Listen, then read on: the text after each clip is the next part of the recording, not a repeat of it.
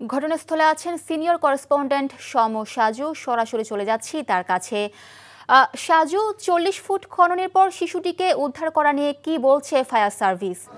হ্যাঁ মিলি, আমার পিছনে আপনি নিশ্চয়ই দেখতে পাচ্ছেন যে শিশুটি যে গর্তে পড়ে গেছে, সেই গর্তে 3টি এক্সকেভেটর দিয়ে এখনও সেই গর্তের চারপাশে মাটি খনন করা হচ্ছে। ফায়ার সার্ভিসের রাজশাহী বিভাগের যিনি উপপরিচালক মোহাম্মদ মঞ্জিল হক, তিনি এখন এই সার্বিক যে উদ্ধার তৎপরতা এটি তত্ত্বাবধান করছেন, তদারকি করছেন। আমি তার সঙ্গে কিছুক্ষণ আগে কথা বলছি। তিনি বলছেন যে স্থানীয় যে লোকজন তারা বলছে যে গত বছর যখন এই গভীর নলকূপের জন্য এই যে গর্তটা খনন করা হয়, সেখানে 90 ফুট গভীর ছিল সেই গর্তটা। তো এখন পর্যন্ত তারা 40 ফুট পর্যন্ত খনন করতে পেরেছে। আপনি জানেন, যেহেতু গর্ত রয়েছে এবং গর্তের নিচে ধারণা করা হচ্ছে যে শিশুটি সেখানে রয়েছে, এ কারণেই আশপাশে সতর্কতার সঙ্গে ফায়ার সার্ভিসকে এই এক্সকেভেটর দিয়ে খনন কাজ চালাতে হচ্ছে। কারণ সেই গর্তের মাটি যদি আশপাশে মাটি যদি গর্তে পড়ে যায়, সেক্ষেত্রে শিশুটিকে উদ্ধার করা সম্ভব হবে না। আরেকটা সমস্যা হলো যে এর পাশেই ঠিক যে গর্ত, যেখানে গভীর গর্তটা করা হচ্ছে, ঠিক পাশে একটা পুকুর রয়েছে।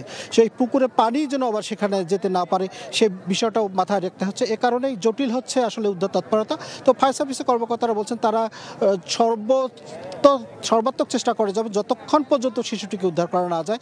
আর আমরা এখানে দেখতে পাচ্ছি যে আশপাশের এলাকা থেকে প্রচুর দর্শনার্থী তারা এখানে আছে, উৎসুক লোকজন তারা আসছে। তারা সবাই প্রার্থনা করছে যে শিশুটিকে যেন সুস্থ অবস্থায় না হলেও অক্ষত অবস্থায় যেন উদ্ধার করা হয়। এ কারণে আমরা দেখছি যে সারা তানোর, শুধু না তানোর এবং আশপাশের যেসব উপজেলা, সেসব এলাকার শত শত লোক তারা এখানে রয়েছে এবং গতকাল রাত থেকেও অনেকে এখানে রয়েছে। আমি এখানে গতকাল রাত থেকে পুলিশের কর্মকর্তা রয়েছে, এখানে ফায়ার সার্ভিসে যেমন রয়েছে, প্রশাসনের স্থানীয় উপজেলা প্রশাসনের যে নির্বাহী কর্মকর্তা, তিনি বিষয়টি তদারকি করছেন। তো সবার সম্মিলিত প্রচেষ্টা এখন পর্যন্ত চালিয়ে যাচ্ছে। তাই এখন পর্যন্ত আসার জায়গা নিয়ে কোনো খবর আমরা আসলে সারা দেশের মানুষকে জানাতে পারছি না। তো ফায়ার সার্ভিসের লোকজন বলছেন যে কিছুক্ষণ পর তারা আমাদেরকে আনুষ্ঠানিকভাবে ব্রিফিং করবেন। সেই ব্রিফিংয়ের পর আসলে জানা যাবে যে শিশুটিকে কী অবস্থা উদ্ধার করা যাবে কি না। তবে এখানে আশপাশে যারা লোকজন আছেন তারা সারা দেশের মানুষের কাছে একটা আবেদন জানিয়েছেন, তারা যেন প্রার্থনা করেন সৃষ্টিকর্তা যেন শিশুটিকে অক্ষত অবস্থায় উদ্ধার করতে সহায়তা করে।